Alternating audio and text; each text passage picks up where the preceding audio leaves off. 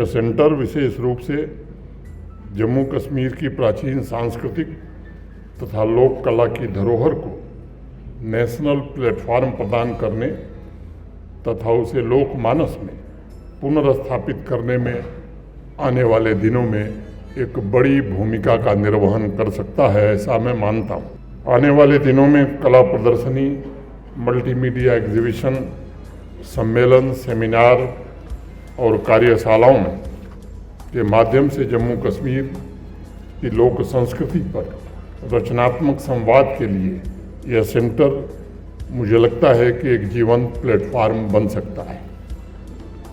संत कबीरदास जी की पदावली की दो पंक्तियां मैं उद्धृत करना चाहूँगा। तन पाटन में किन्ह पसारा, मांग मांग रस पिए बिचारा, कहे कबीर हाबी मतिवारी, पीवत राम रस लगी खुमारी। आध्यात्मिक रूप से यह पद अत्यंत रहस्यमय है, गूढ़ भी है और वैज्ञानिक रूप से अत्यंत तार्किक भी। मैं मानता हूँ कि कबीरदास की ये पंक्तियाँ भारत की आध्यात्मिक सांस्कृतिक साधना को भी परिभाषित करती हैं। प्राचीन काल से लेकर वर्तमान कालखंड तक भारत इस दुनिया का अकेला देश है जिसने चेतना के परम शिखर को छुआ है। और इसका सबसे बड़ा कारण ये है कि हमारा समाज सिर्फ चिंतन तक सीमित नहीं रहा है, बल्कि वह चिंतन को जीने के लिए भी लोगों को प्रेरित करता रहा है। और यहाँ कश्मीर में योगिनी ललेश्वरी ने तो स्वयं लिखा, कर मनस्तु पवनस कुनुई संगाट, अपने मन और प्राण को एकीकृत कर इन्हें अलग अलग देखने का काम मत करो। हमारे पूर्वजों ने सिर्फ रिसर्च या खोज पर बल नहीं दिया, बल्कि उन्होंने कहा कि तुम जो जान सकते हो उसे जियो भी, उसे जीवन का अभिन्न अंग भी बनाओ। और गुरु नानक देव जी ने तो यहाँ तक कह दिया कि नाम खुमारी नानका चढ़ी रहे दिन रात। जिस कला, संस्कृति और अध्यात्म की अनुभूति हो रही है उसे सिर्फ किताबों में ही नहीं लिखना है, बल्कि उसे जीना है, उसे जानना है और उसे अपनी सामान्य जीवन शैली में भी ढालना है। ये भारत की परंपरा है और इसीलिए हजारों वर्षों से भारतवर्ष में लिखित और मौखिक दोनों रूपों में लोक संस्कृति का खजाना, बहुत बड़ा खजाना तैयार हुआ है, जिसने आधुनिक भारत के निर्माण में अपनी महत्वपूर्ण भूमिका निभाई है। ये सभी भारतवासियों का सौभाग्य है कि हमारे पास साहित्य, संगीत, नृत्य, नाट्य कला और लोक संस्कृति की 6000 वर्ष से भी ज़्यादा पुरानी जीवंत सभ्यता है, जो ये सुनिश्चित करेगी कि विकसित भारत की चेतना में लोक कलाओं की सृजनात्मकता भी शामिल हो।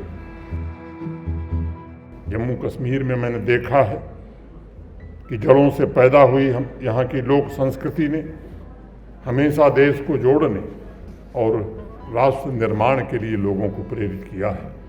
कलाकारों और रिसर्चर्स ने इसका प्रचार प्रसार का काम भी बड़ी सजगता से किया है और मैं चाहता हूँ कि IGNCA का ये सेंटर महज एक सरकारी संस्था न होकर लोक कला से जुड़े लोगों की संस्था बने और कला साधक इसके सबसे बड़े भागीदार स्टेक होल्डर्स बने। आप इस तथ्य से अवश्य वाकिफ होंगे कि विश्व के लगभग सभी विद्वान इस बात पर एकमत हैं कि ऋग्वेद दुनिया का सबसे प्राचीनतम ग्रंथ है। अब इस दुनिया में इस पर कोई विवाद नहीं है। यानी रचना के कालखंड के संबंध में कुछ वर्ष ऊपर नीचे हो सकते हैं, लेकिन पश्चिम के भी सारे विद्वान जैकोबी, वेंटरनीज, मैक्स मुलर से लेकर डॉक्टर अविनाश चंद्र दत्त, पंडित राम गोविंद द्विवेदी और आधुनिक इतिहासकारों सबका मानना है कि ऋग्वेद की रचना के आसपास दुनिया में कोई अन्य सभ्यता विकसित नहीं हुई थी। उसी ऋग्वेद का एक श्लोक है, ऋतस्य पद्मम कवयो निपांति, अर्थात विद्वान लोग सत्य और धर्म की रक्षा करते हैं। और दूसरा उसके आगे का श्लोक कहता है, चिंतयंतो निमिषम निर्मल पांति, विद्वान और चिंतक ज्ञान संपत्ति की सतत रक्षा करते रहते हैं। ये सिर्फ दो श्लोक इस बात के उदाहरण हैं कि शिक्षा, संस्कार, साइंस, जीवन मूल्य के खजाने से ऋग्वेद, तीनों अन्य वेद, उपनिषद और हमारे तमाम ग्रंथ भरे पड़े हैं। कोई दूसरा देश चेतना के शिखर की कल्पना भी नहीं कर सकता।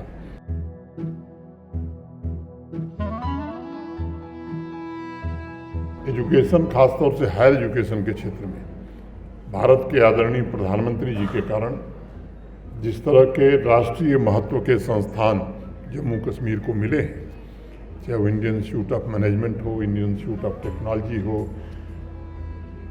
National institute of fashion technology हो, दो एम्स हो, दो सेंट्रल यूनिवर्सिटी हो, मैं समझता हूँ कि इसके कारण जम्मू कश्मीर के एजुकेशन सेक्टर में एक बड़ी क्रांति आई है।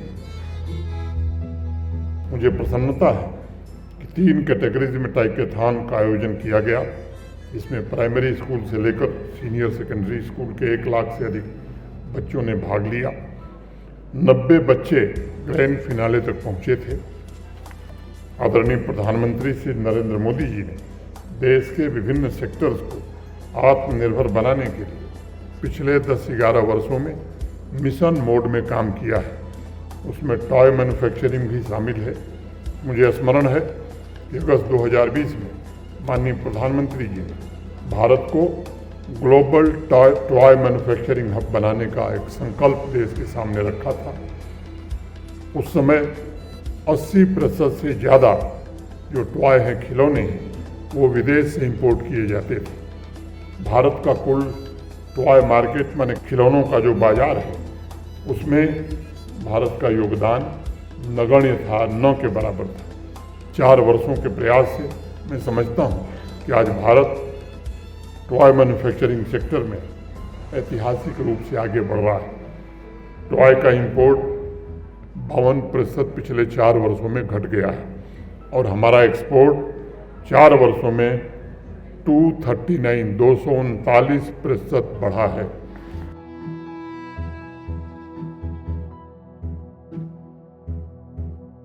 इस वर्ष के इकोनॉमिक सर्वे के मुताबिक कुल इंडियन एक्सपोर्ट का 70% toy America, Britain, Germany, Australia, Denmark, Netherland को किया जा रहा है।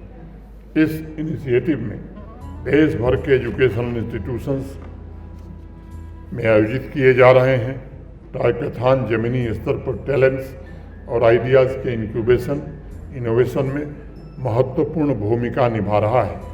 पिछले कुछ वर्षों में डिज़ाइन एक्सपर्ट, टॉय एक्सपर्ट तथा स्टार्टअप्स के सामूहिक प्रयासों से भारतीय संस्कृति और लोकाचार, स्थानीय लोक कथा, स्थानीय हीरोज़ और भारतीय मूल्यों पर आधारित टॉय और ऑनलाइन गेम्स को डेवलप करने में हमारे देश ने सराहनीय प्रगति की है। जम्मू कश्मीर में जहाँ तक प्रतिभा का सवाल है, यहाँ के नौजवानों में, खासतौर से बच्चों में अद्भुत प्रतिभा है। अगर हम इन हीरों को तराशेंगे तो मुझे लगता है कि भारत की विकास यात्रा में जम्मू कश्मीर का भी योगदान किसी राज्य से कम नहीं होगा। स्कूल एजुकेशन के सभी स्तर पर साइंटिफिक टेम्पर तथा बच्चों में इनोवेशन के कल्चर को प्रमोट करने की कोशिश हो रही है। नई पीढ़ी अपनी सांस्कृतिक ऐतिहासिक जड़ों से जुड़ी रहे, ये हमारा प्रयास है। नई पीढ़ी को अवसर मिल रहा है, वह कुछ नया क्रिएट करे। एजुकेशन का सबसे बड़ा उद्देश्य यही है कि स्टूडेंट्स की क्रिएटिविटी कैसे इग्नाइट की जा सकती है, उसके भीतर कुछ हो सकने की जो संभावना है उसे कैसे मूर्त रूप दिया जा सकता है।